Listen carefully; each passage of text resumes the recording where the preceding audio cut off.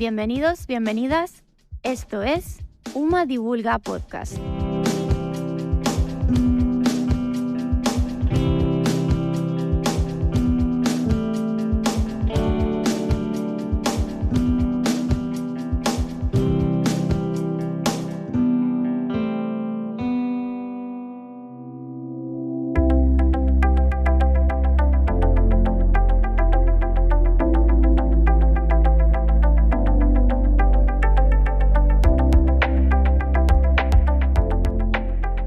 Bienvenidos a Hablando se entiende la ciencia. En el podcast de hoy vamos a hablar, para comenzar, del dolor. Algo que todo el mundo conocemos, que muchos nos asustamos, otros no. No sé si habrá quien lo disfrute, probablemente. Pero en definitiva es un mundo muy complejo y muy curioso. Y con muchísimas cosas que creo que después de oír este podcast, sin duda pues van a entender y les va a ayudar tanto eso, a entenderlo como a soportarlo en el caso de que lo tengan, o a identificarlo o a tomar las medidas oportunas en función del dolor que tengan. Eso creo que es muy importante, con lo cual creo que este podcast tiene esa importancia. Dolores lo sufrimos todos, o casi todos, el porcentaje de la población mínimo que no, ya hablaremos de ello. Y como es lógico, pues contamos con profesionales del sector para hablar de este tema. Antes de nada, recordarles que Hablando se entiende la ciencia es un podcast incluido en la red UMA Divulga Podcast, sello que aloja programas de divulgación científica producidos por la Universidad de Málaga. Además, todos los episodios serán publicados y son publicados en la web de umadivulga.uma.es y en las principales plataformas de podcast como por ejemplo iVoox, Spotify, YouTube Music y Apple Podcast. Este podcast es una iniciativa del Plan UMA Divulga, coordinado por el Servicio de Publicaciones y Divulgación Científica del Vicerrectorado de Investigación y Divulgación Científica de la UMA, con la colaboración de la Fundación Española para la Ciencia y Tecnología y el patrocinio de Fundación Unicaja. Bueno, dicho esto, vamos a entrar directamente al tema del dolor. Como he dicho hace un momentito, creo que va a ser muy interesante, creo que vamos a aprender todo de ello y, lógicamente, para aprender de ese tema tenemos a dos personas muy relacionadas con este mundo del dolor, como es Alejandro Luque Suárez. Hola Alejandro, ¿qué tal? Muy bien, hola, buenos días. Bienvenido. Alejandro es profesor de fisioterapia en la Universidad de Málaga y es director de la Cátedra de Salud y Dolor. Lleva más de 30 años con experiencia clínica, se dedica a la docencia de grado y posgrado, tiene más de 70 publicaciones en revistas de alto impacto, es uno de los 10 investigadores más destacados a nivel mundial en el dolor musculoesquelético. Por eso decía que cuando intentamos explicar algo aquí en Hablando se entiende la ciencia, siempre tenemos a personas que lo que digan es verdad. Sí, no se trata de un podcast sobre la marcha y demás, sino que contamos con gente tan importante como en este caso Alejandro, que, como digo, uno de los 10 investigadores más destacados a nivel mundial en el dolor musculoesquelético. También ha sido incluido en diciembre de este año pasado por la Universidad de Stanford entre el 5% de investigadores más influyentes en el mundo de la traumatología. Alejandro, eso es difícil, ¿no? Bueno, son números, ¿eh? Yo vengo posiblemente con más preguntas que respuestas, pero bueno, sí, eso dicen algunos números, bueno, pues algunos rankings. Tenemos que intentar exprimirte en todo lo posible, porque creo que esto va a ser útil para muchas personas que, además, ya no a los curiosos, sino a las personas que sufren dolor por muchas causas, y creo que puede ser muy beneficioso para ellos. Contamos también con Ana Gil Iglesias. Ella es graduada en fisioterapia y en ciencia del deporte. Se dedica especialmente a la readaptación a las actividades funcionales de la vida diaria y al retorno de la práctica deportiva. Desde el aprendizaje de la persona en el manejo de su dolor se vuelve fundamental. Es decir, ella se dedica a que después de un trauma, y sobre todo por un deportista, pueda recuperar otra vez esa actividad deportiva. Actualmente investiga acerca de los beneficios de la exposición al entorno natural para la salud humana como parte de su doctorado por la Universidad de Vigo. Bienvenida, Ana. Hola, muchas gracias por invitarme. Pero también hacen más cosas. Sí, hago unas cuantas. Por ejemplo, han publicado un libro, tanto Ana como su compañera Raquel Delgado, que se llama Lolita aprende sobre el dolor. Antes de comenzar a hablar del dolor, cuéntanos, este libro, ¿en qué consiste y para quién está destinado? Bueno, Lolita aprende sobre dolor, la verdad que surge de la necesidad que mi compañera Raquel y yo pues encontramos en clínica, en consulta, de explicarle a los pacientes lo que es el dolor, ¿no? La realidad real, valga la redundancia, sobre el dolor, ¿no? porque vemos pues eso, mucha desinformación en cada paciente que llega, que viene a lo mejor de otros profesionales médicos, a lo mejor no, pero en general esto es una realidad, seguro que hablamos de ello, pues eso, la falta de información que existe en la población general. Entonces, pues muchos compañeros nuestros están ya con este tipo de iniciativas, lo cual es fenomenal. Y a nosotras se nos ocurrió que, ostras, quizás era buena idea, en lugar de volcar los esfuerzos únicamente con los adultos, hacerlo también con los niños, ¿no? Porque de esta manera nos podíamos saltar esa etapa en la que tengamos que luchar contra creencias erróneas aprendidas en la edad adulta, que es mucho más complicado. Y esto fue la razón por la que nació este libro, ¿no?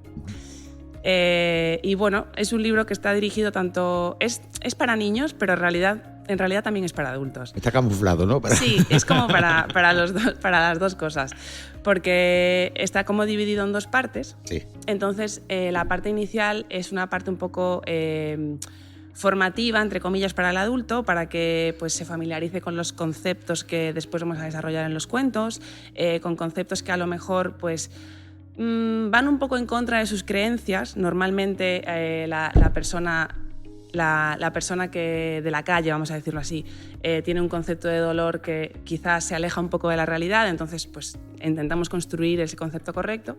Y luego en una segunda parte pues vienen los cuentos que están dirigidos a los niños, pero realmente también para el adulto son súper útiles, porque también puede ver de forma muy sencilla lo que se le ha intentado explicar en la parte inicial. Ajá. O sea, un libro recomendado para toda la familia. Sí, así es. ¿Dónde se puede adquirir el libro? Pues actualmente en Amazon, y bueno, tenemos algunos puntos de venta físicos, pero que son un poco familiares, por así decirlo, tanto en Galicia como aquí en Málaga, pero en principio en Amazon. O sea que buscándolo en internet lo van a encontrar donde comprar. Seguro. Bueno, vamos a entrar al tema del dolor. Bien, todo el mundo tenemos miedo al dolor, es decir, cuando algo nos duele, pues de alguna forma lo expresamos, ya sea quejándonos, ya sea protestando, ya sea enfadándonos. Es decir, cada uno reaccionamos de una manera.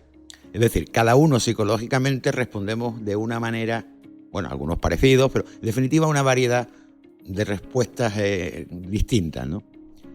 Pero yo te voy a hacer una pregunta. ¿El dolor es igual para todo el mundo? Es decir, si la intensidad del dolor... A ver, me pillo el dedo con una puerta. ¿Me duele a mí con la misma intensidad que le puede doler a otra persona? Es decir, ¿eso está de alguna forma baremado o cada uno es libre? Muy bien. Bueno, pues yo creo que has avanzado parte de la respuesta, si es que la hay, con tu propia pregunta, ¿no? Yo diría que lo común del dolor es que es una experiencia universal. Ya en la presentación matizaste que es verdad que hay un determinado tanto por ciento de la población muy pequeñito que no sufre dolor por una variación genética en la cual... es un problema, porque alguien puede pensar, bueno, si yo no sintiese dolor sería maravilloso, ¿no? Es un problema. Yo digo, a mí me gusta decir que el dolor es lo que nos hace humanos, ¿no? Ya hablaremos posiblemente un poquito más adelante del carácter protector del dolor. Por lo tanto, sufrir el dolor, y esto puede sonar un poco raro, nos hace humanos y es bueno porque perpetúa la especie, porque es una señal de alerta.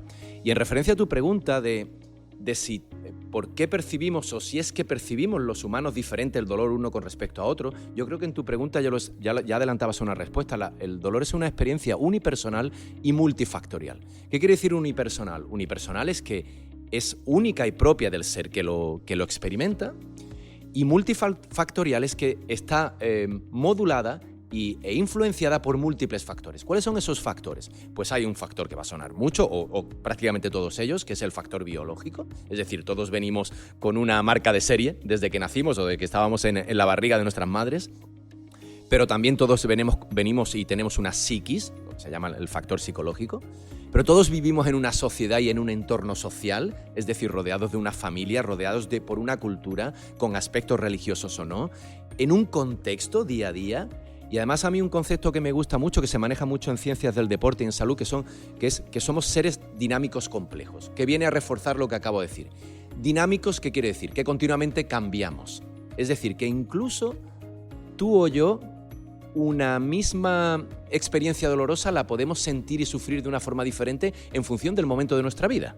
Es decir, somos seres dinámicos. Bueno, has dicho en función del momento de nuestra vida. Quiere decir que también a lo largo de nuestra vida podemos cambiar la percepción del dolor uno mismo. Es decir, que cuando tenía 30 años si me daba un martillazo en un dedo me dolía, pero si ahora ya con 50 y tanto, si me lo doy veo ya las estrellas y todo eso. Fíjate, aquí ¿Eso cambia? Exactamente, aquí enlazamos con el concepto de dolor aprendido. Hay corrientes porque la aproximación al dolor no solo se hace desde la ciencia de la salud y desde la medicina, por ejemplo, desde la filosofía, desde la sociología, hay una gran cantidad de especialidades que se han acercado al dolor para dar su visión y para dar su explicación.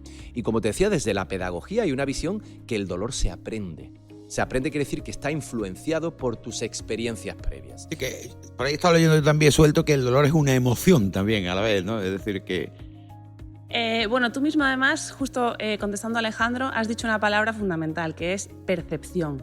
Sí. Solo con eso se responde a todo. El dolor es una percepción, y como percepción es algo subjetivo y unipersonal. Sí, eso de que alguien se da un martillazo y le dice al otro que yo me di una llave, que eso no es para tanto. A lo mejor esa persona está viendo las estrellas, ¿no? Y tú no tanto. Y fíjate lo que me viene a la cabeza con la connotación de subjetivo, ¿no? Porque totalmente estoy de acuerdo con Ana, con la definición de percepción subjetiva, pero esto en la calle, en la sociedad, a mí mismo...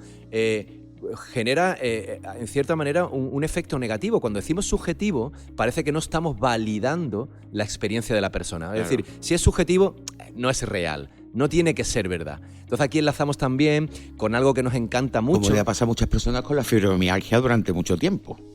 Sí. Eso te lo está inventando. Eso está en tu cabeza, ¿no? Y fíjate que aunque, no en ese caso concreto, sino en general el dolor, aunque tenga un gran componente psicológico, sí. Parece que todo ese concepto, no estoy entrando si está bien o mal, pero todavía estigmatiza a una persona recibir el mensaje de tu dolor es todo psicológico. Entonces hay una corriente en el mundo que nosotros la abrazamos en cierta manera, que es el juego de las palabras, el poder de las palabras. Cómo transmites a una persona, cómo le transmites un diagnóstico, cómo empatizas con ella o con él utilizando palabras que no generen más nocebo, ¿no? Y por ejemplo, me venía a la cabeza la de tu dolor está todo en la cabeza, es subjetivo. Ojo, porque aunque tenga una base muy interesante, ese razonamiento que lo pueda tener, el daño que puede generar culturalmente palabras que ya tenemos asociadas con la no verdad de ese dolor, pues bueno, pueden hacer un poquito de daño. También, provocar más dolor. Exacto, que a veces provoca más daño la palabra que el propio daño en sí, ¿no? Pregunto otra cosa. A ver, el dolor no es algo tan simple como pensamos. Me doy un martillazo y me duele. Sino que ahí entran una serie de, vamos a llamarlos tecnológicamente sensores, aunque son nociceptores, de nocivos, nociceptores, ¿no? Exacto. Luego hay los canales me parece que son los D o los canales, creo que es alfa-beta.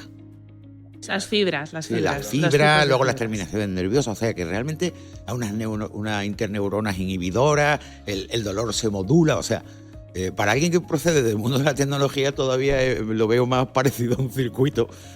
Es que lo es, un poco sí, lo es. Puramente un circuito parecido a un circuito eléctrico. Es decir, me gustaría que nos explicarais cuál es el recorrido que se establece cuando, por ejemplo, sufrimos un pinchazo, es decir, estamos haciendo algo y nos clavamos algo en un dedo, por ejemplo. O si mejor algo de presión, que es todavía más evidente. Nos damos ese martillazo, ¡pum!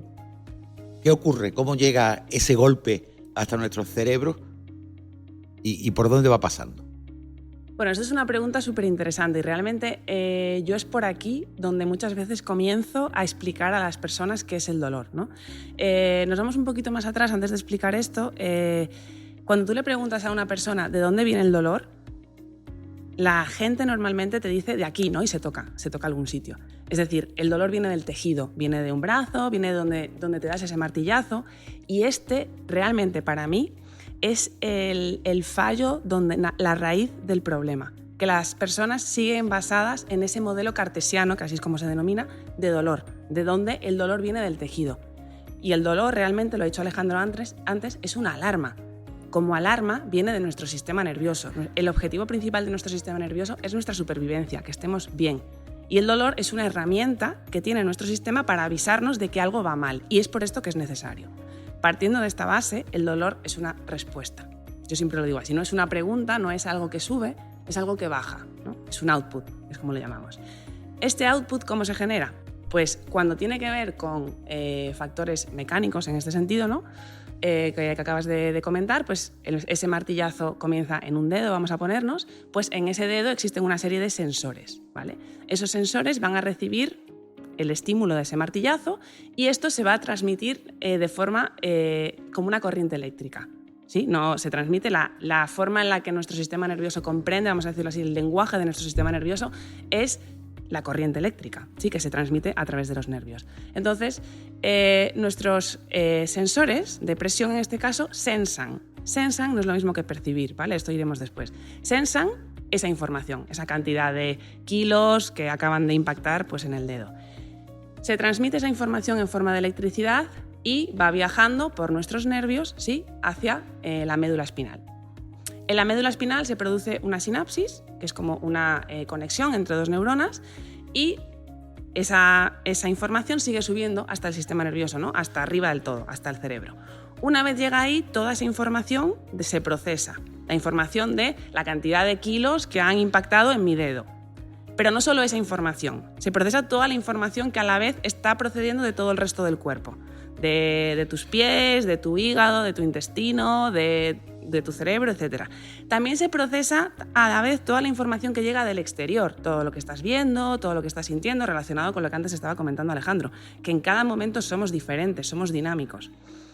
Toda esa información hace una pelotita, que a mí me gusta decirlo así, hace una pelotita, pero hay más información que esa pelotita de este momento, qué es lo que estoy percibiendo en este momento. Esa pelota se hace más grande con toda la información que ya hay almacenada en nuestro sistema nervioso. Todas las memorias, aprendizajes, todo lo que nos han enseñado, educado, etc. No es lo mismo que tu padre fuese, no sé, carpintero, que probablemente te hayan dado una serie de nociones sobre darte un martillazo X, que tu padre fuese pianista. ¡Ostras! Sí, le va a doler ligeramente. Entonces, todo eso, toda esa información recabada ya de nuestras creencias y de nuestras experiencias también hace más grande esa pelota. Y ya es con toda esa información, ahí sí, con la que nuestro sistema nervioso responde a esa información. Oye, me he dado un martillazo en el dedo. Llega todo este cableado que hemos dicho, bueno, es mucho más complejo de lo que he dicho, sí, ¿vale? Sí. Lo he simplificado. Llega hasta nuestro cerebro y ahí, con toda la información, nuestro sistema nervioso dice, ¿esto es peligroso o no es peligroso? Vamos a ver. ¿No es peligroso? Por lo que sea, porque a lo mejor el martillazo no ha sido muy fuerte, porque nuestro dedo tiene un callo impresionante, porque ya estamos súper adaptados a darnos martillazos, porque mi padre me ha enseñado siempre que un martillazo no es para tanto, o por lo que sea. Oye, pues para fulanito, que es hijo de carpintero, no es peligroso. Pues ya está. Tú lo que notas es presión en el dedo. Ok. Pero para menganito, que es hijo de un pianista... Sí. Aparte de que a lo mejor se ha podido dar más fuerte el martillazo o lo que fuera. Es las consecuencias que supone que su cerebro la incluye en esa evaluación. La respuesta es, este martillazo sí que es peligroso. Y ahí, si el sistema nervioso dice que es peligroso, es cuando aparece el dolor. Otra pregunta que quería hacerte, a cualquiera de los dos, tanto Alejandro como cuando ocurre, por ejemplo, ese martillazo, el martillazo puede ser de muchas formas. Suavito, menos suavito o un gran martillazo. Todo eso viaja a través de todos los nervios hasta la médula espinal, pero hay una función moderadora que antes de que llegue al cerebro, porque claro, si llega en bruto al cerebro es horrible, ¿no? Entonces nos dolería hasta que nos caiga una brizna en la piel, ¿no? ¿Hay alguna función moderadora que diga, espera, antes de llegar al cerebro vamos a equilibrar esto para que vaya en proporción a la presión que ha sufrido y luego enviarlo al cerebro? Hay un sistema en el sistema nervioso que se llama el sistema de modulación descendente del dolor, que a mí me gusta cuando damos formaciones a profesionales clínicos y demás, a mí me gusta decir que es el analgésico mayor que existe en la humanidad. Es decir, el propio sistema de analgesia que tiene el ser humano está basado en una serie de neurotransmisores como la serotonina, la dopamina, la noradrenalina, los opioides endógenos. Y ese sistema, que es como siguiendo la metáfora de Ana del cableado, es una especie de cableado que saliendo del cerebro, vamos a decir, va como apagando el fuego de la nocicepción. La nocicepción, ese palabrejo, es información que amenaza, que recoge los nociceptores, potencialmente nociva. Y hay un sistema en el ser humano que, vuelvo a decir, apaga toda esa amenaza, la puede apagar con esa descarga de neurotransmisores. Y, por ejemplo, uno de los sitios donde hay una descarga más importante es lo que se llama el asta posterior de la médula, que es donde hace sinapsis la primera y la segunda neurona. Ahí lo que se llama el primer relevo neuronal. Bueno, pues si desde arriba, desde tu cerebro, o bien, como decía Ana, no le das importancia o le restas importancia a la agresión que acabas de tener. En este caso era una agresión ¿O no te has dado cuenta? ¿O no te has dado cuenta? O fíjate, yo estaba pensando cuando hablaba Ana, hay una foto muy llamativa, al menos a los que hacemos muchas formaciones, que fue un chico corriendo en San Fermín. El toro le rasgó totalmente el muslo, pudo ser medio metro de una herida, un rasgado donde se veía toda la pierna por dentro, y el chico seguía corriendo como si nada, porque el toro venía detrás. Es decir, ¿crees que no hubo ahí nocicepción y señal de alarma? La máxima que puede tener el cerebro dijo, corre porque pero si no... posiblemente lo más seguro que al chico, si le preguntaron al cabo del tiempo, ¿te dolía mientras seguías corriendo? Te dijo que no. ¿Por qué? Porque el contexto en el cual estaba es un contexto de supervivencia que hace que el sistema de modulación descendente del dolor, primero, funcione muy bien, es decir, frene lo que tiene que frenar el dolor, porque si tengo dolor no puedo correr, y si no puedo correr no puedo salvar mi vida, ¿no? Más te vale correr. Estos son simplemente detalles de, como decía Ana, lo complejo que es el dolor y cómo decimos muchas veces que es un pastel con muchos ingredientes, o es una comida y donde cada ingrediente suma y a veces tiene su importancia, ¿no? Y eso es lo que yo creo que, bueno, nos gusta hacer a nosotros, ¿no? El ver este dolor como algo multifactorial. A nosotros nos gusta, al menos a mí, me gusta aproximarme de una forma global. Global dice que el dolor tiene mucha relación con el sistema nervioso central. Yo al final creo que el dolor es la persona, es el ser humano, es ver a un ser humano que está padeciendo un dolor que puede ser el deportista que se acaba de doblar un tobillo y tiene un esguince, pero que tiene que terminar de jugar el partido y no está sintiendo el dolor hasta el final. Coloquialmente se decía, es que está en caliente, por eso no lo nota. Eso. Fíjate dónde vienen ahí una serie de constructos que han sido geniales, que yo los he utilizado durante años en mi vida profesional. No es que estaba en caliente y en caliente no duele, es en frío cuando duele. Cuando posiblemente lo que está pasando es que el contexto te hace pensar en el partido, en el minuto final del partido de baloncesto, ¿no? Tengo entendido que también precisamente la parte del cerebro, digamos, que es la que analiza o controla este tipo de dolor, es de fácil distracción, me refiero. Es muy poco operativa o multioperativa. Es decir, si te distraes, le vas a prestar menos atención al dolor y por lo tanto te va a doler menos. ¿Eso es así? ¿O hasta qué punto es así? Bueno, yo ahí lo que tengo que decir es que realmente cuando tú no tienes dolor, en el momento en el que tú no tienes dolor, es que no hay amenaza.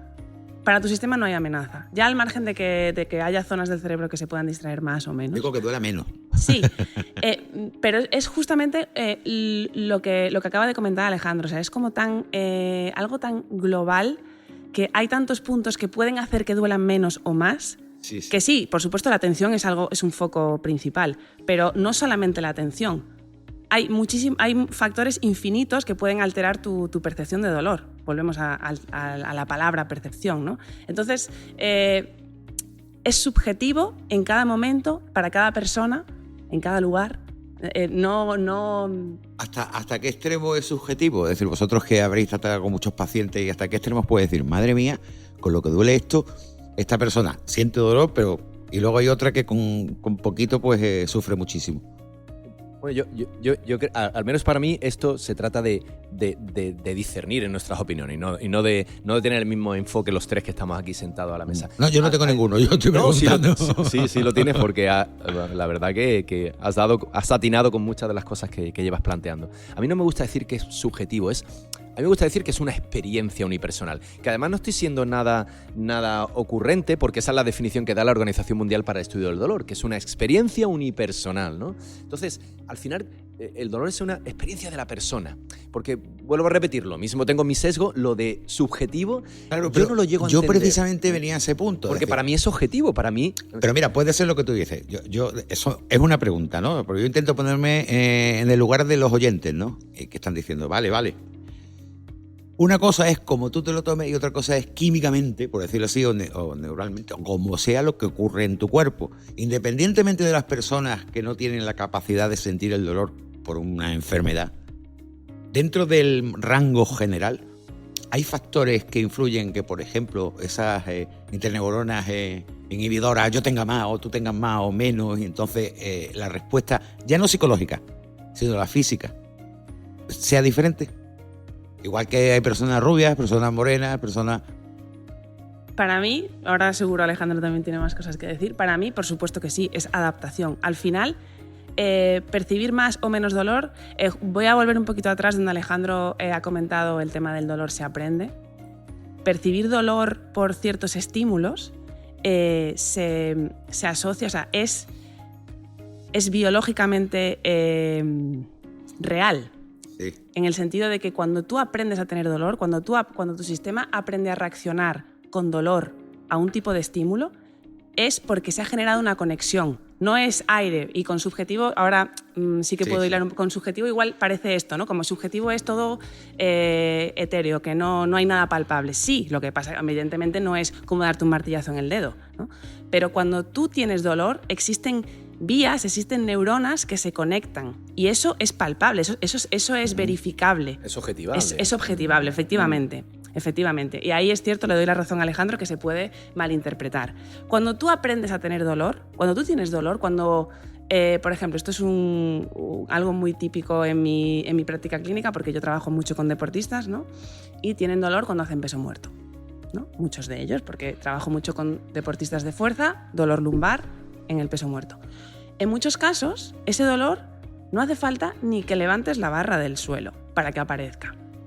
¿Por qué? Porque se ha asociado un estímulo con una respuesta y esto es objetivable.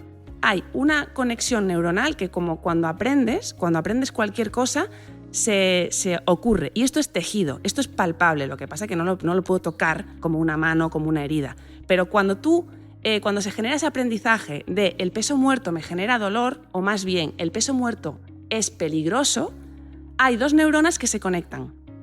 ¿Sí? Aunque no hayas llegado ni a realizar la acción. Efectivamente, como sabe Ana, perdona que la interrumpa, el simple pensamiento de tener que hacer algo, eso es, nosotros lo utilizamos mucho y ella seguro que sí, en clínica es cuando alguien viene con un dolor cualquiera, dolor lumbar, hombro, hay una forma de evaluar el miedo que tienes, que es enseñándole fotos y acciones de otras personas, haciendo gestos potencialmente lesivos y ver cuánto miedo y cuánto dolor previo le despierta. Pero esto ya estaría dentro del ámbito psicológico, evidentemente, porque si no... Ahí está la cuestión, ¿no? Pero si me lo permites, Ana y Javier, yo creo que estamos llegando a un punto que a mí estaba llamando la atención, el aspecto cognitivo del dolor. Ajá. Es decir, porque las emociones que despierta el dolor, las unimos es que al final...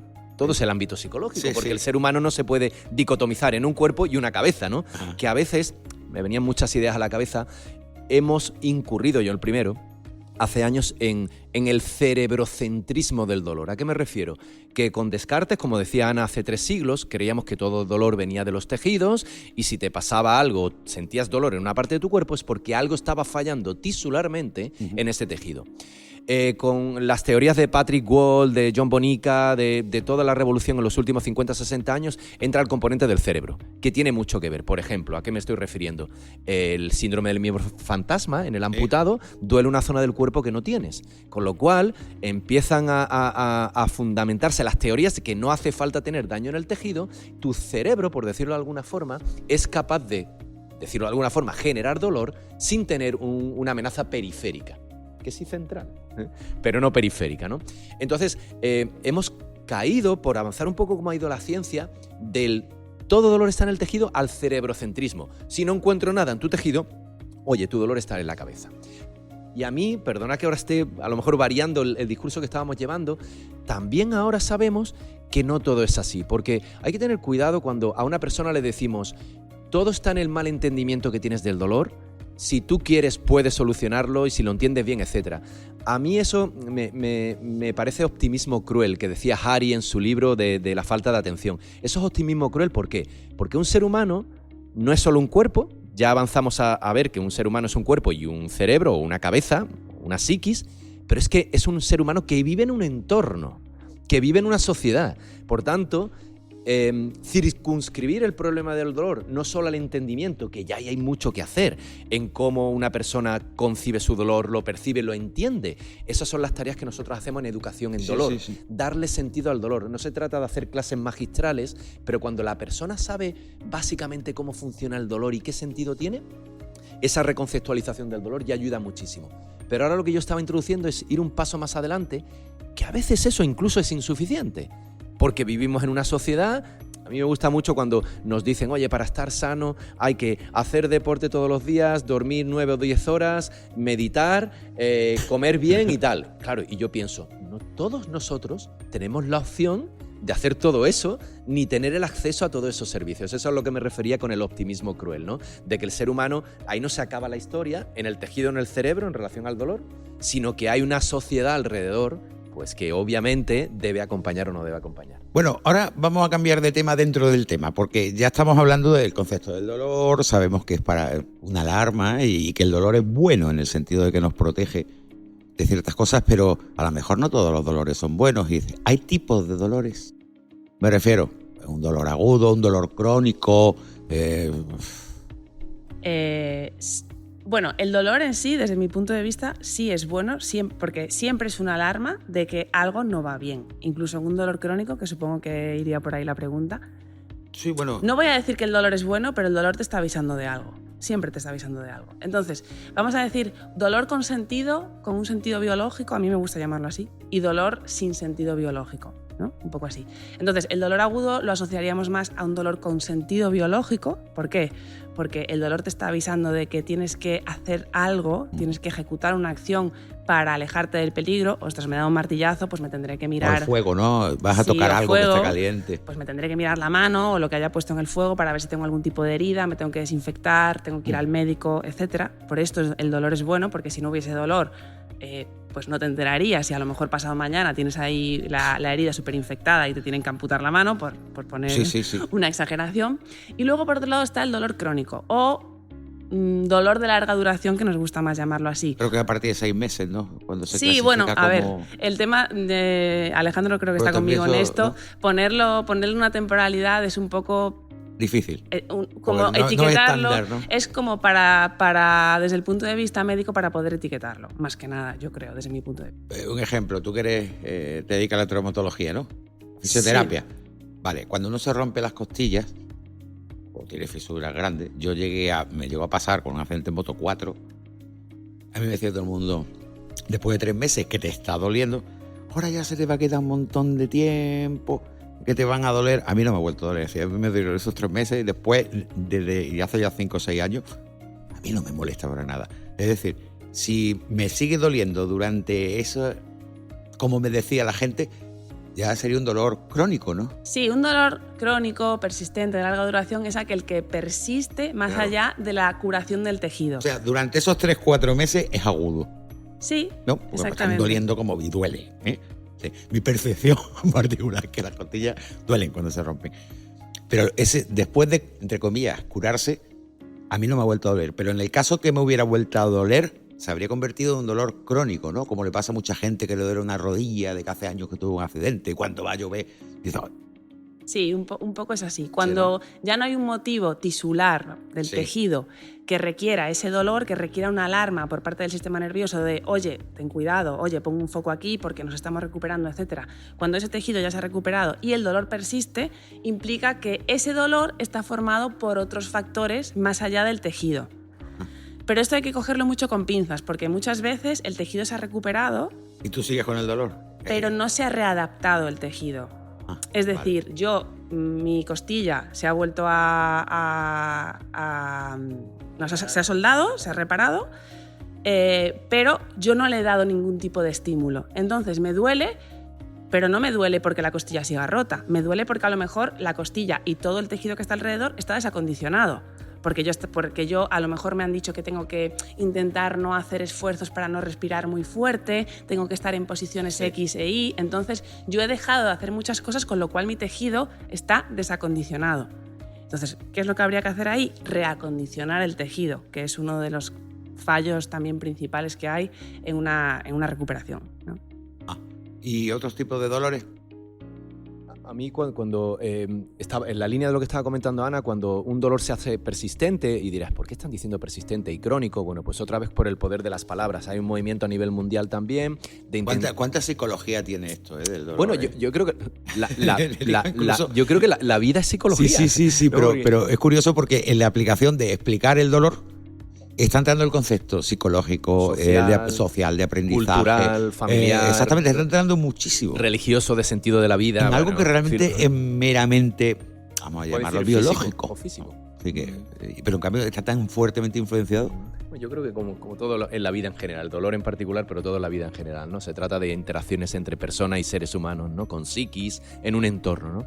Cuando decía lo de persistente y crónico es porque hay un movimiento que alguna gente lo apoya y otro no a nivel mundial, de cambiar y no utilizar el apellido de dolor crónico, porque crónico, en algunas investigaciones que se han hecho, las personas que reciben la etiqueta de paciente crónico interpretan que su dolor es para toda la vida.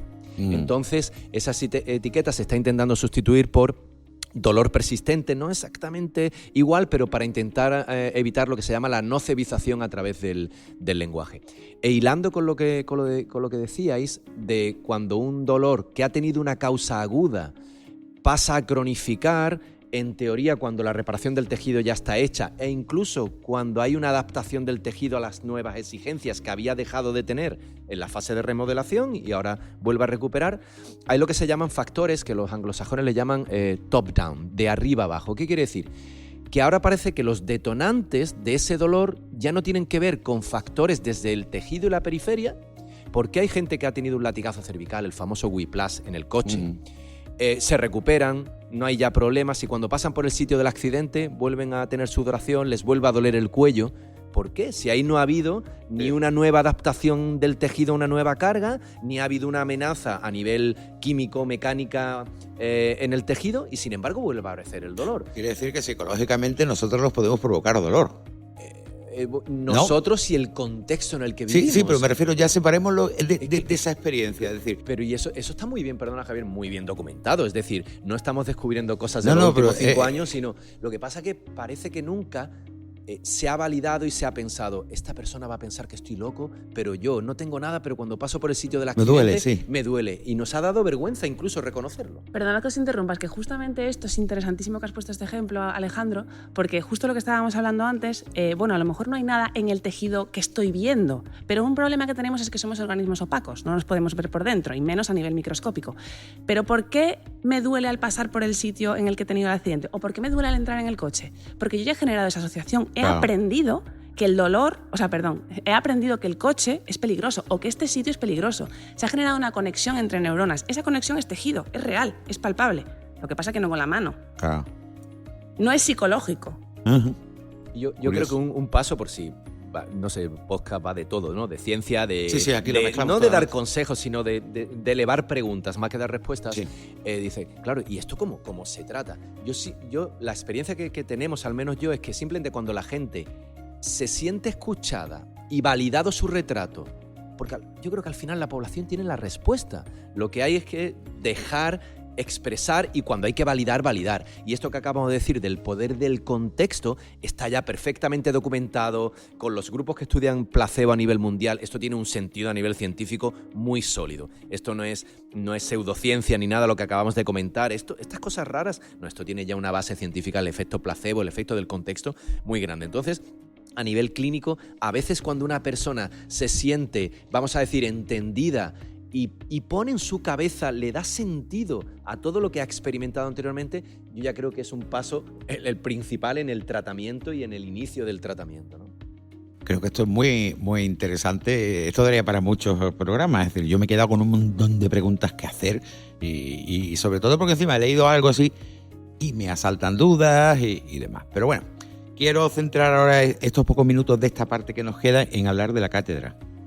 ¿Por qué? Porque creo que es un buen punto para aquellos que estén interesados precisamente en conocer el mundo del dolor. Vosotros tenéis la Cátedra del Dolor. ¿Cómo se llama el nombre oficial? Cátedra de Salud y Dolor. Cátedra de Salud, en la que yo he visto que tenéis definido unos cuantos puntos importantes. Dolor y deporte, dolor infantil en la escuela, adulto mayor, dolor crónico y luego el observatorio sobre la alfabetización en salud y dolor. Dos cosas que ya hemos hablado casi por encima de ello. Lo comentabas tú que con el libro que has hecho incluso ya es alfabetización para que desde pequeñitos los niños entiendan qué es el dolor. Estamos hablando del dolor en el deporte, lo hemos hablado, estamos hablando también de estos campos. Entonces, en la cátedra sus puntos fuertes son estos, ¿verdad? Dolor y deporte, dolor infantil en la escuela. ¿Por qué esa diferencia en la escuela? Bueno, muy bien. Mira, porque el dolor infantil se puede abordar de muchas formas. Por ejemplo, voy a dar otro dato. Parece que la atención cuando el niño, las acciones que se hacen en general, esto no se puede hacer como un 100%. Muchas de los cuidados que reciben hospitalarios o de salud los niños, hemos siempre menospreciado el dolor que estaban sintiendo los niños. Es decir, ¿a qué me estoy refiriendo? A poner una vacuna, a una extracción dental, etc. El niño, y hay mucha información y ciencia recogida, se ha, vamos a decir, menospreciado su opinión sobre el dolor. Es un niño, no será para tanto, ¿no? Es decir, hay una forma de abordar el dolor infantil que serían acciones propias del mundo de la salud que hemos generado dolor en el niño y, sin embargo, no hemos respetado su opinión, ¿no? Y hay una vía de estudio del dolor muy importante. Hay una vía de estudio dolor, por ejemplo, en cáncer infantil, etcétera, pero esta línea que nosotros trabajamos en la cátedra está muy relacionada con el aspecto educativo. Por eso de las escuelas. ¿Cuál es un ámbito, creemos, muy interesante para poder cambiar, si es que hay que cambiar, concepciones acerca del dolor desde pequeñitos? El primer o uno de los principales factores de riesgo a padecer dolor crónico en la edad adulta es haberlo padecido en la edad infantil. Las cifras de dolor infantil son tremendas, estamos hablando de 20-30% de prevalencia de dolor infantil. Las cifras son alarmantes, igual que las cifras de obesidad, ¿verdad? Que ya conectamos cosas, obesidad, trastorno mental o bullying, dolor, todo conecta, ¿no? Entonces, una de las líneas, y ahora ya atendiendo a tu pregunta, bueno, ¿por qué surge la cátedra? Básicamente surge, nosotros ya teníamos una trayectoria, bueno, extensa en el tiempo a nivel de investigación, a nivel de docencia también, y lo que nos interesó hace 2 años es transferir, esa palabra tan de moda hoy día en las universidades, transferir el conocimiento que nosotros y otra gente en el mundo tiene a la sociedad. ¿Por qué? Pues también por el famoso estudio que dice que tarda en impactar lo que encontramos en ciencia en la población hasta 17 años. Es decir, que el gap, que la diferencia es muy grande. Entonces, basado en este dato que acabo de dar, hace 2 años empezamos una iniciativa en la Universidad de Málaga, este año apoyada por Fundación Unicaja, donde el cuarto punto que acabas de comentar, intentamos reducir la alfabetización o la mala alfabetización en salud y dolor, es decir, solucionar, aclarar conceptos, todo desde un punto de vista muy neutro, muy ciencia. Esa sería una de las líneas. La segunda línea, la que has comentado, dolor infantil, porque es una población que verdaderamente actuando ahí, a veces no hay que deconstruir nada porque nada se ha construido y sería el momento ideal, pero no solo en el niño. Nosotros, por ejemplo, este primer año o segundo año ya, todas las intervenciones educativas que hemos hecho, nos hemos acercado a colegios de Málaga, de la provincia de Málaga, han sido trabajando con profesores y padres. Todavía no hemos trabajado, bueno, en Valencia Lirios sí ha trabajado con niños, es decir, nosotros nos estamos acercando a lo que rodea al niño antes de acercarnos al niño, porque tú puedes cambiar un mensaje, un constructo en un niño, pero si en la casa se refuerza otro mensaje, se refuerza otro mensaje con toda la buena intención, obviamente, en el profesorado, etcétera, el mensaje se diluye rápidamente, ¿no? Y hay otras 2 líneas que comentabas para cerrar en qué se basa este proyecto. Es un proyecto muy dedicado a estar en contacto con la sociedad. Uno es el dolor en el adulto mayor, bueno, es el clásico que hemos estado debatiendo durante este rato en este podcast. Y el cuarto es dolor y deporte. Hay hoy día también un movimiento mundial, yo quiero decir que dentro de la cátedra se desarrollan tesis doctorales también. Hay un movimiento mundial para entender que lesión en el deporte no es igual a dolor en el deporte. ¿A qué me refiero? A que en el mundo del deporte, y ya no digamos en el de alta competición, mucho más, se compite y se entrena con dolor. Pero se compite y se entrena. Es decir, no hay lesión porque la definición de lesión deportiva es un evento que te impide desarrollar durante 24 horas tu actividad deportiva. Pero hay ya datos, muy poquitos a nivel mundial, que nos dicen que los deportistas, la mayoría de ellos, y sobre todo si son de alto nivel, muchos de ellos compiten y entrenan con dolor, pero no dejan de hacerlo. Entonces ahí tenemos una línea de trabajo, de investigación. Hay otros países, colaboramos con otras universidades, donde intentamos aclarar que lesión en el deporte no es igual a dolor en el deporte. Seguro que Ana, con toda la trayectoria que tiene en el mundo del deporte, puede a lo mejor apostillar algo en cualquiera de las líneas, ¿no? Bueno, yo me dedico, ahora mismo me dedico sobre todo a la readaptación deportiva y efectivamente, como dice Alejandro, y yo no me dedico específicamente además a deporte de élite, pero aún así la población que se dedica al deporte de alto rendimiento sin ser de élite cada vez crece más y efectivamente hay una gran cantidad de gente que entrena y compite con dolor. Y esto es un problema porque normalizar el dolor es un problema y el deportista normaliza el dolor. Entonces, una de las líneas también que hablamos mucho entre nosotros en la cátedra es el no pain, no gain, que está tan ligado al ámbito deportivo y con el que realmente hay que luchar. Y esto, uno de los puntos fuertes que tenemos nosotros es pues esa capacidad para explicar, ¿no? Para alfabetizar no solo en dolor, sino en salud, porque realmente esto va mucho más allá. La alfabetización tiene que ser en salud porque realmente es todo lo mismo. Lo que ha dicho antes Alejandro con respecto a los niños, el bullying, la obesidad, el dolor, todo junto es educar en salud y esto tenemos que volcarlo en todos los ámbitos. A mí sí, porque no sé si nos estamos aproximando al final, se me está haciendo muy corto. Siempre pasa lo mismo, Sí. O sea, tú por eso no te preocupes. Sí, a mí me retomo el detalle último de Ana. Nuestra humilde visión sobre todo es la visión desde la salud, la visión salutogénica, ¿no? Por eso la cátedra hemos hecho un juego de palabras, es cátedra de salud y dolor, no cátedra de dolor y salud, sino el movimiento es hacia lo que la persona puede hacer, hacia coloquialmente hacia el lado positivo, porque creo que creciendo en eso ya entraríamos en otra discusión con la fragilización que hay hoy día en la sociedad, posiblemente, toda la fragilización, lo que no somos capaces de hacer, y a nosotros nos gusta poner el acento en lo que eres capaz de hacer en el entendimiento y en la exposición, que al final también, como decía Ana, todo se basa en dos cosas en salud: entender lo que te pasa y afrontarlo, ¿no? Lo que nosotros decimos exponerte, ¿no? Bueno, la verdad que me quedan de preguntas. Es increíble. Porque hay además preguntas muy curiosas, como por ejemplo eso de la sofronización, de gente que es capaz de hacer algo que duele y como que se concentran. Entonces, ese tipo de cosas que ya está, yo creo que ya está un poco al límite de lo que realmente sería ciencia, ¿no? Pero bueno, que siempre quedan bien porque a la gente en la calle eso también les asalta, ¿no? Pero bueno, creo que lo importante es que muchas personas se hayan beneficiado de esta conversación, también la existencia de la Cátedra de Salud y Dolor, que te iba a preguntar, Alejandro, una URL para que nuestros oyentes puedan ir a la web de la cátedra, que hay mucha información y hay noticias y hay... Nosotros es un proyecto que ha empezado hace muy poco y empieza desde lo pequeñito, pero bueno, antes que se me olvide, www.catedrasaludydolor.com, y hay una pestaña donde estamos empezando a crecer y a ver si podemos avanzar, que se llama Recursos, donde hemos depositado una serie de recursos informativos, en concreto unas infografías para que yo no diría que son consejos generales, es información general, obviamente no sustituye una consulta médica, evidentemente, pero sí son recursos informativos para quien quiera acercarse a entender algo más sobre dolor de una forma sencilla, muy gráfica, muy cómica. Muy cómica lo digo porque hemos descrito el dolor con los ingredientes que tiene el dolor, los ingredientes que tiene una paella. Ya termino con esto. Siempre las infografías que nos explican qué es el dolor nos habían puesto una pizza con muchos ingredientes. ¿Por qué? Porque los que hacían las infografías son los americanos, son los ingleses, etc. Y nosotros hemos hecho lo que se trata, adaptar los recursos educativos a la singularidad de la cultura española, ¿no? Bueno, pues entonces lo que quería decir que en la web hay un pequeño apartado de recursos informativos, ya hay muchísimos en el mundo. Por ejemplo, está el libro de Ana, que sería muy interesante. Son recursos educativos que ponemos en manos de la población para ayudarles en este proceso del entendimiento del dolor.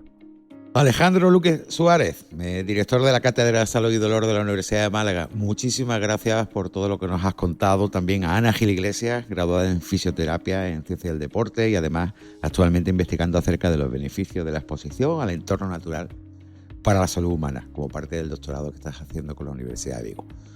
Pues muchísimas gracias a los dos y a ver si tenemos más ocasiones de dedicar algún otro programa a este mundo tan interesante y complejo como es el mundo del dolor. Muchas gracias. Muchas gracias por la invitación. Y con dolor me despido de vosotros porque me gustaría haber seguido hablando más tiempo. Gracias. Recordarles que Hablando se entiende la ciencia es un podcast incluido en la red UMA Divulga Podcast, sello que aloja programas de divulgación científica producidos por la Universidad de Málaga, que todos los episodios, tanto de Hablando se entiende la ciencia como otros productos audiovisuales que hace la Universidad de Málaga, lo pueden encontrar en umadivulga.uma.es, y en este caso, Hablando se entiende la ciencia, también en iVoox, Spotify, YouTube Music y Apple Podcast. Este podcast es una iniciativa del Plan UMA Divulga, coordinado por el Servicio de Publicaciones y Divulgación Científica del Vicerrectorado de Investigación y Divulgación Científica de la UMA, con la colaboración de la Fundación Española para la Ciencia y la Tecnología y el patrocinio de Fundación Unicaja.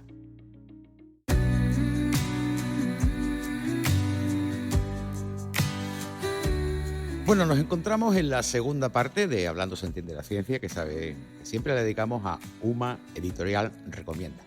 Hoy vamos a recomendar un estudio que se titula La mujer en la caricatura de prensa de Málaga y Sevilla en la Segunda República, 1931-1936. Saben que cada vez que hablamos de un libro o de un estudio de UMA Editorial, pues tenemos normalmente a su autor o coautores o alguien que haya participado en la elaboración del libro.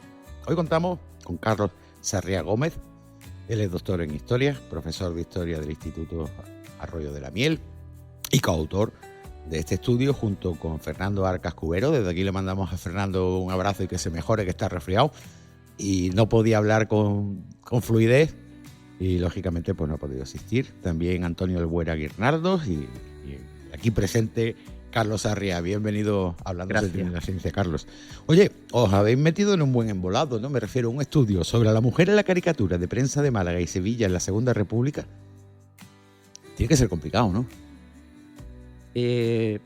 Bueno, era un tema que nos interesaba porque, bueno, estoy en representación también de mis dos compañeros, de Fernando y de Antonio. Los tres somos doctores en Historia Contemporánea, especializados en estos temas. ¿Por qué hemos elegido la mujer en el periodo de la Segunda República? Porque durante la Segunda República la mujer simboliza los cambios y la libertad. No solo metafóricamente o con las medidas que se van a tomar, también lo hace en la representación. El Estado, la República, toma el modelo de la Marianne, por ejemplo. Cosa que luego después volvió otra vez al 1800, no me acuerdo cuánto que era.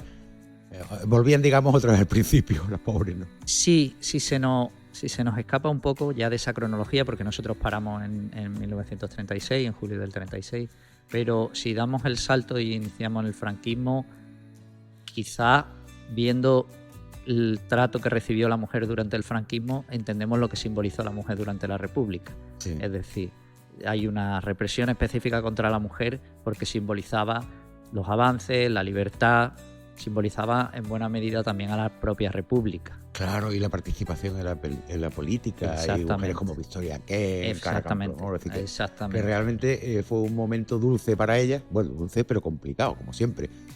Difícil, sí, porque, y de esto va también nuestro estudio, nosotros hemos planteado una tesis principal, ¿no?, que es ver esos avances, sí, cómo lo reflejaba la caricatura. Claro. ¿Por qué la caricatura? Sí, que eso es lo que te iba a preguntar. Claro, ¿por qué la caricatura? Porque la caricatura y los caricaturistas, los dibujantes, pues en el caso de Fernando principalmente Múllor, en el caso de Antonio Sánchez Vázquez y en el mío son más, pues Caíto, Joaquín Saudaró, Sileno y otros tantos, son personas muy observadoras. Es una de las características que tienen en común y observan su entorno. Y la caricatura permite entrar en unos espacios que de ninguna otra manera podríamos entrar, como por ejemplo una casa, una familia, ver qué se cuece dentro. Sí, ¿no? Claro, realmente las libertades, entre comillas, que tiene el humor, ¿no? Que puede... Claro, el humor y... Bueno, porque cuando hablamos de caricatura, hablamos de caricatura humorística. Humorística. Lo que pasa es que hay caricaturas, en fin, sí, que te queda un poco... humor negro. Exactamente. Entonces, esa nos permitía adentrarnos en un ámbito que es muy difícil entrar. ¿Cómo entras tú en el ámbito de una familia? ¿Cómo Y los caricaturistas captan eso, captan lo que ven, lo que intuyen, lo que observan, todo. Y lo que viven. Y lo que viven. Entonces, por eso nos interesó la caricatura, para abrir esa ventana y investigar por ahí. Aparte, los tres pues somos especialistas en este tema. Bueno, ¿cómo habéis hecho el estudio? Me refiero, ¿habéis cogido ese periodo? ¿Habéis buscado en distintos medios Sí. de la época? Sí. ¿Habéis incluido imágenes dentro del estudio? Sí. Nosotros, Fernando se ocupó del Popular, que es un periódico de Málaga, igual que Antonio de la Unión Mercantil, que es otro periódico de Málaga. Por posicionarlos, el Popular sería centro-izquierda y la Unión Mercantil sería conservador. Y en el caso del diario ABC de Sevilla, que es un diario de corte monárquico, porque hemos tomado su edición en Sevilla, pues los Luca de Tena, desde que crearon el periódico a principios del siglo XX en Madrid, querían sacar una edición en Sevilla, que lo hacen a partir de 1929. Ellos estaban muy vinculados a la ciudad de Sevilla porque sus negocios familiares procedían de allí, y tomamos ABC de Sevilla por ese motivo también, porque era de las pocas publicaciones que en ese momento, en 1929, puede tener una aspiración regional, que es muy difícil entonces. Técnicamente Andalucía era enorme y llegar a... ¿Cómo habéis sacado las conclusiones? Me refiero, ¿os habéis basado las caricaturas en el contexto y luego os habéis desarrollado sobre eso? ¿Habéis investigado alrededor de esa caricatura? ¿Cómo ha sido el proceso? Nosotros nos hemos reunido muchas veces, cada uno ha trabajado sus diarios y luego hemos compartido la información y hemos trabajado una serie de líneas maestras comunes. Pues, por ejemplo, la imagen de la mujer en la política, la imagen de la mujer a nivel social, la imagen de la mujer y la familia, la laboral, por ejemplo. Entonces hicimos una serie de líneas maestras que están en el libro recogidas, y a partir de ahí compartimos la información y la selección. Hemos seleccionado muchísimas caricaturas, pero al final teníamos que restringirnos en torno a unas 50 para cada una de las publicaciones, que es lo que está en el libro, y afinar en esa selección que además representara un poco estas líneas maestras que te acabo de comentar, ¿no? ¿Os habéis censurado un poco? Me refiero, supongo que habría de todo, ¿no? Caricaturas inadecuadas, pero de distintos niveles. ¿Hay algunas cosas que habéis preferido no representarlas en el estudio? Me refiero a nivel de imagen, ¿no? De caricatura, por ser excesiva, o no habéis tenido ningún tipo de...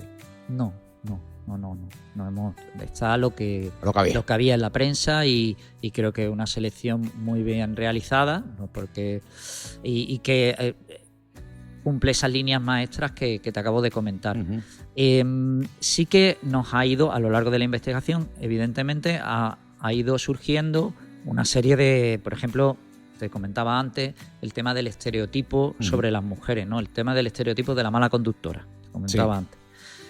Algo universalmente entendido. Claro, eso sustenta nuestra tesis, ¿no? Que es que los cambios a veces que se implementan políticos desde arriba tardan en permear en la sociedad. La sociedad va a unos ritmos distintos y además sus cambios son muy lentos y son generacionales.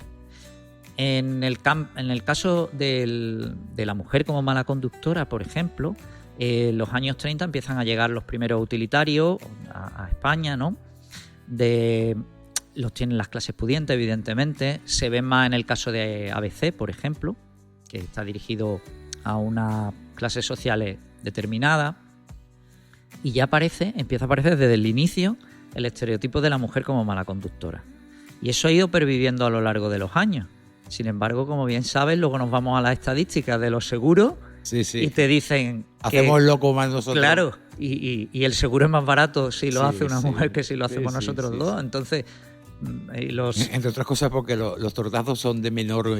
Bueno, pero el caso es que esas son cosas que han ido perviviendo luego y que calan... Y que cuesta muchísimo quitarse la cabeza. Totalmente. Pero incluso los que no pensamos así, también nos cuesta, y muchas veces tiramos precisamente de ese estereotipo.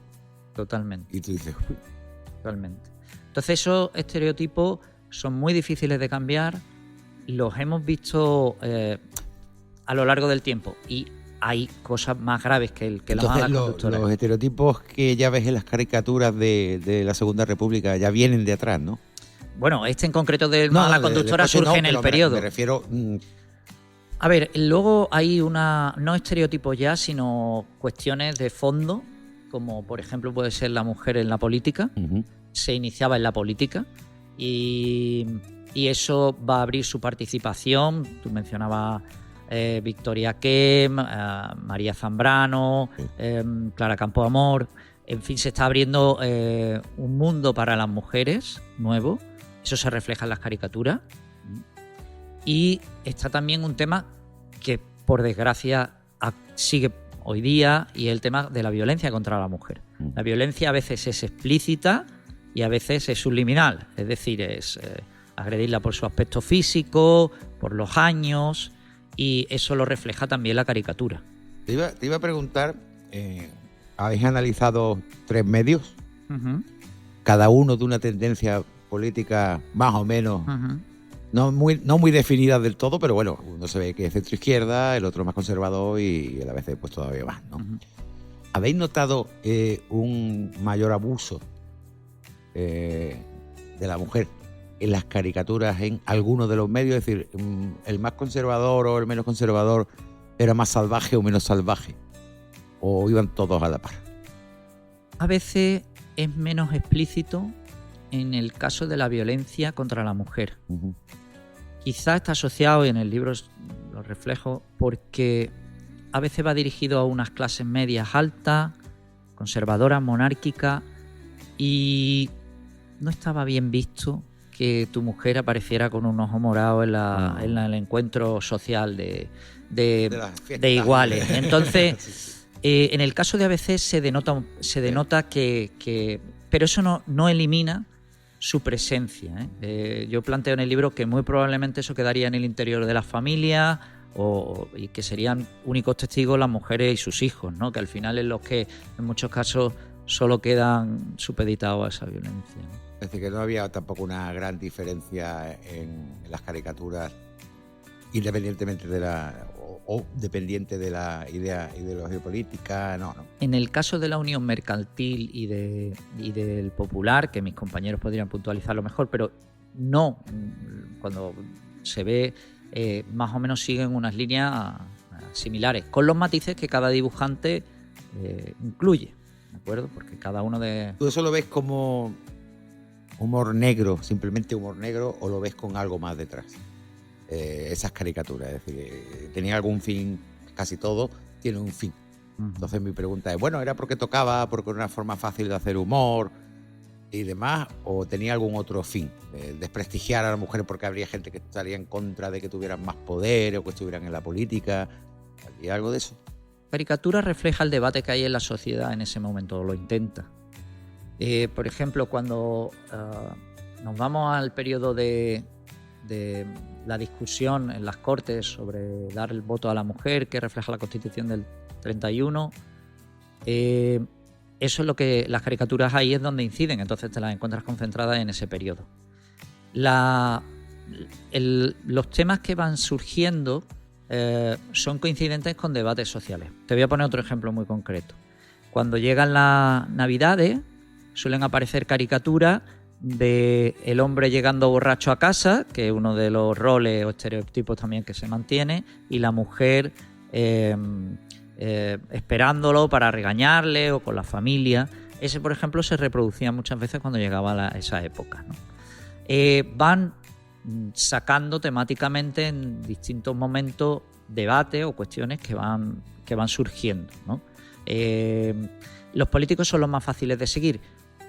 Los sociales, pues dependen de las circunstancias, puede que el caricaturista haya vivido una situación particular y lo refleje en ese momento, porque le haya llamado la atención, pero yo creo que todas en común, en las 3 publicaciones, sí que reflejan que la mujer, esa libertad, ese espacio de libertad que está consiguiendo o intentando conseguir en esos años.